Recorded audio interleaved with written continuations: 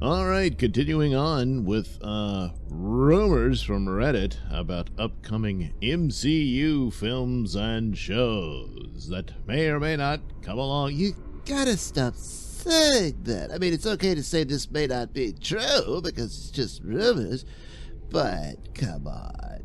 Marvel is the shiz. Yeah, well, not so much lately. Oh, stop it. You know, few bumps in the road, but that's nothing to make a big deal about. That's just you're just being a hater. But haters gonna hate. Yeah, well, the next one we have up is the Blade movie. Oh, yeah, that's up. That's really looking cool. Well, there really hasn't been a whole lot released about it. Well, they got that new actor, Masher. Yeah, that guy. Wesley Snipes, I think, was offered a like a cameo role or something. I think he turned it down. He was a bit insulted. Yeah. Well, what do you expect from a tax cheat? All right. Well, anyway. So yeah, it's been troubled. People have come and gone. There was stories that the actor doesn't want to be a part of it anymore. There were other rumors that it was just a setup to replace Blade with his daughter. Oh my God, that would just... Oh yes. Anyway, and even up to now, I can't remember if it was a writer or the current director or whatever walked. I don't know, but I'm probably getting that wrong. So a lot of other stuff as of late taking center stage, so I haven't really looked into it. Which is irresponsible for you to even mention it, because you just don't know. It's probably doing just fine, and you should just stick to this rumor story you're doing. And shut up about speculation on other things. Well, this is speculation because it's just a rumor. I don't know if this is the actual plot. Yeah. Anyway, so some of these details I didn't expect. Apparently, this will take place in the 1920s. Oh my God! This is like a whole other era than what Marvel has done before. That's right. The 1920s is a whole other era. Oh, stop it. The only other time they went into the past Was it Endgame? Well, no, the Captain Marvel. Oh, that's right. Yeah, she was like in the early 90s or something. Yeah.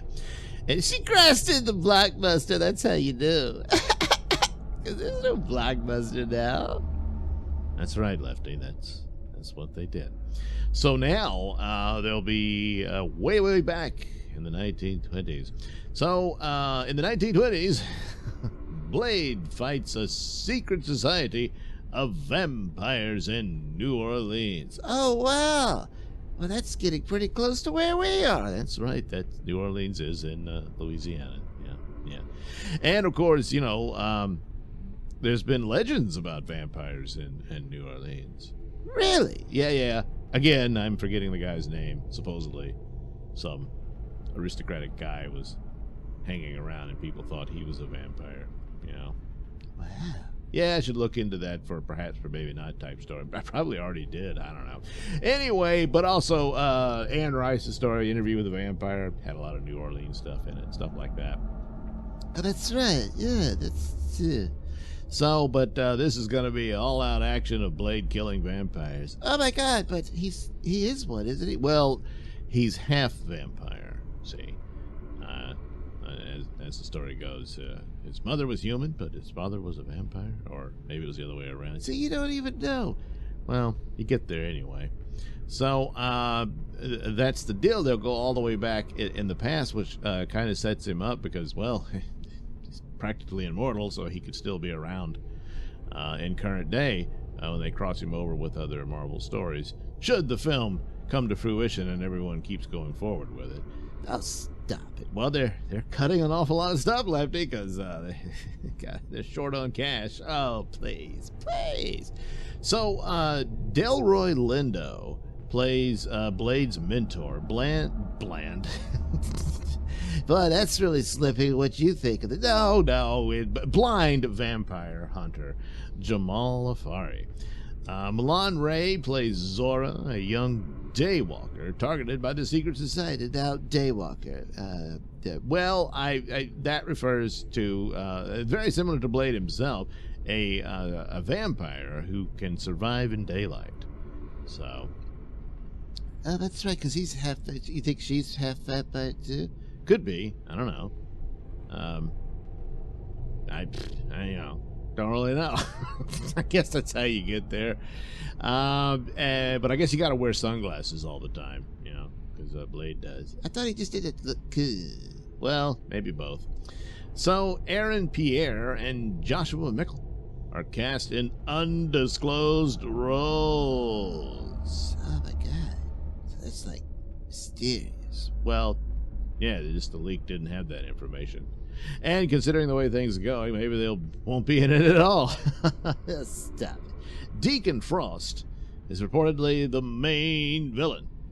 I'm not familiar with that actor. I think that's the villain's name. Oh, the character, right. Well, maybe one of those names you mentioned it or what? Yeah, maybe. I don't know. Of course, it may have come out already. These rumors are pretty old by now. But, yeah, that will be reportedly their main villain for this story.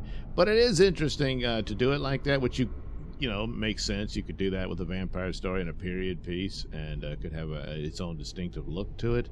There was some nods to Blade in the Eternals. There was? Yeah, it was. I think it was at one of the end credits with the Black Knight, who never became the Black Knight in the movie, but they told him he's the Black Knight. So there you go. And that was about it. No one watched the movie. I did. Yeah, well, and so I don't know if that matters, but yeah, it's an intriguing thing. And what would be cool if they actually gave this and this whole horror, supernatural tinged area of Marvel or MCU, and this would include Doctor Strange. He can go back and forth in this world, and give it to Michael Giacchino, the composer. That's right. But he's the one who was responsible for Werewolf by Night, which was pretty damn good. Just slipped in there for a holiday special, and didn't look like it had that big of a budget, but it was still cool looking. And I think, yeah, this guy should be in charge of that.